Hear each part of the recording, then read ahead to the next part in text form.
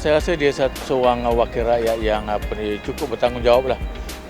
Apabila beliau dah dipilih sebagai ahli parlimen, banyak projek yang dimajukan untuk satunya untuk parlimen beliau dan untuk rakyat pun memang tidak dilupakan. Ada saja program untuk rakyat.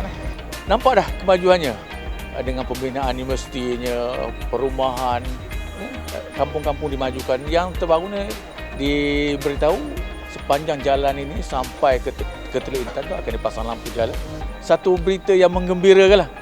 Kampung pun dah jadi macam bandar. Banyaklah perubahan kan, macam bandar-bandar pun moden dah. Macam contoh dekat Taman Melur tu dah banyak perumahan apa semua kan. Kalau dulu tak ada macam tu.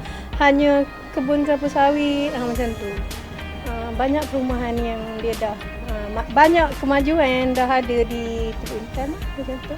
Orangnya bagus. Bagus dia ada yang kata dia ambil berat lah tentang rakyat-rakyat ni. Tu mah bagus. Alhamdulillah lah.